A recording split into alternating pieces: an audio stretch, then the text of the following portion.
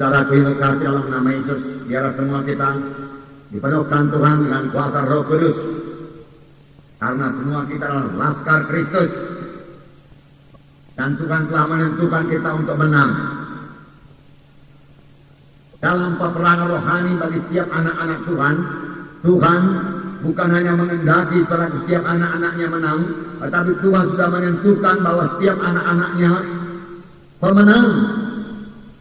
Kita memang harus melakukan peperangan rohani, dan Tuhan telah menentukan kita semua untuk menang. Tuhan tidak mau seorang pun anaknya kalah. Saudara boleh berkemenangan, saya boleh berkemenangan. Karena itu kehendak Tuhan. Dan Tuhan telah menyediakan segala sesuatu yang kita butuhkan untuk menang. Menang melawan musuh kita. Bukan musuh kita yang menang. Kita yang mengalahkan musuh kita. Dan musuh kita itu saudara bukan darah dan daging. Bukan manusia. Tetapi musuh kita itu setan iblis. Roh-roh jahat di udara, firman Tuhan berkata. Penguasa-penguasa jahat di udara. Tetapi ingatlah satu perkara, mereka itu telah dilucuti berarti. Firman Tuhan berkata demikian. Dan kita bisa mengalahkan mereka. Kemudian merusakkan pekerjaan mereka. Kemudian kita merebut jiwa-jiwa untuk Tuhan Yesus. Nah, setelah kekasih dalam nama Yesus, mari kita melihat bagaimana sempurnanya saudaraku laskar Kristus ini. Dan ini terjadi pada akhir zaman. Semua kita tahu bahwasanya kita hidup pada akhir zaman. Waktu-waktu kita sedikit. Dan dalam waktu yang sedikit ini saudaraku, Tuhan mengendaki kita memperoleh satu kemenangan yang besar. Dan maksud Tuhan disampaikan di bumi ini. Dan untuk menyampaikan maksud Tuhan itu saudaraku, Tuhan hanya dapat memakai saudara dan saya.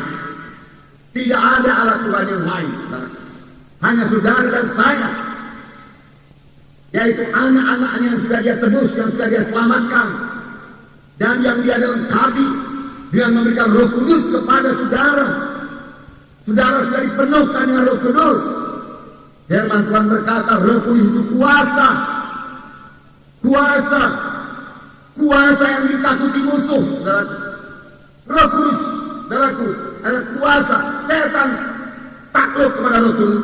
Setan takut kepada Roh Kudus, saudaraku. Dan Roh Kudus itu sudah ada dalam saudara. Biarlah saudara bergerak dalam pimpinan Roh Kudus. Maka dalam hidup saudara akan merusakkan banyak pekerjaan-pekerjaan setan. Saudara tahu banyak pekerjaan setan di dunia ini. Firman Tuhan berkata setan itu datang hanya untuk mencuri, membunuh, membinasakan. Dia merusak saudaraku.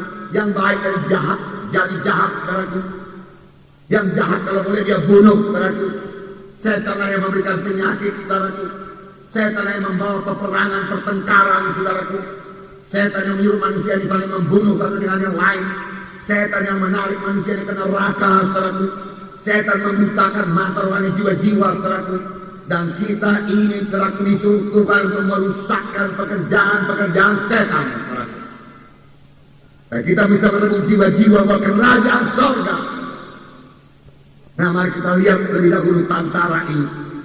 Dalam Yoel pasal 2 ayat 7 sampai 11. Yoel pasal 2 ayat 7 sampai 11. Mari kita baca bersama-sama mulai ayat 7. Seperti pahlawan mereka berlari, seperti prajurit mereka naik tembok. Mereka masing-masing berjalan terus dengan tidak membelok dari jalannya. Mereka tidak berdesak-desakan. Mereka berjalan terus masing-masing di jalannya. Mereka menerobos pertahanan dengan tombak. Mereka tidak membiarkan barisannya terputus. Mereka menyerbu ke dalam kota. Mereka berlari ke atas tembok. Mereka memanjat ke dalam rumah-rumah. Dan mereka masuk melalui jendela-jendela seperti pencuri. Di depannya bumi gemetar. Langit bergoncang. Matahari dan bulan menjadi gelap. Dan bintang-bintang menghilangkan cahayanya. Dan Tuhan memperdengarkan suaranya. Di depan tantaranya, pasukannya sangat banyak. Dan pelaksana firman-Nya kuat. Betapa hebat dan sangat dahsyat hari Tuhan. Siapakah yang dapat menahannya? Inilah pahlawan-pahlawan Kristus pada akhir zaman. Laskar Kristus pada akhir zaman. Di mana Roh Kudus sudah dicurahkan. Dan sekarang ini Roh Kudus sudah dicurahkan. Sebab dalam ayat 28 dikatakan dalam Yoel pasal 2 ini juga ayat 28. Roh Kudus dicurahkan. Saya membacakannya kepada saudara. Kemudian daripada itu akan terjadi bahwa aku akan mencurahkan rohku ke atas semua manusia. Maka anak-anakmu laki-laki dan perempuan akan bernubuat, dan orang-orang yang tua akan mendapat mimpi, dan teruna-teruna akan mendapat penglihatan-penglihatan. Juga ke atas hamba-hambaku laki-laki dan perempuan akan kucurahkan rohku pada hari-hari itu. Dan roh Tuhan inilah yang akan memimpin segenap anak-anak Tuhan. Roh Tuhan akan memimpin mereka baik melalui mimpi, saudaraku, baik melalui nubuat, baik melalui penglihatan, baik memberikan kuasa, baik dalam memimpin mereka pada segala kebenaran. Ini semua adalah pekerjaan Roh Kudus, supaya serdadu Kristus yang kita baca ini saudaraku berkemenangan. Dan memang sudah ditentukan Tuhan untuk hidup berkemenangan. Kita membaca saudaraku dalam Yoel pasal 2 ayat 7 sampai 11 ini tadi, bahwasanya mereka seperti pahlawan yang berlari, seperti prajurit mereka naik tembok. Mereka masing-masing berjalan terus, tidak berhenti, tidak membelok, tidak ada yang membelokkan mereka. Mereka teguh pada jalannya masing-masing.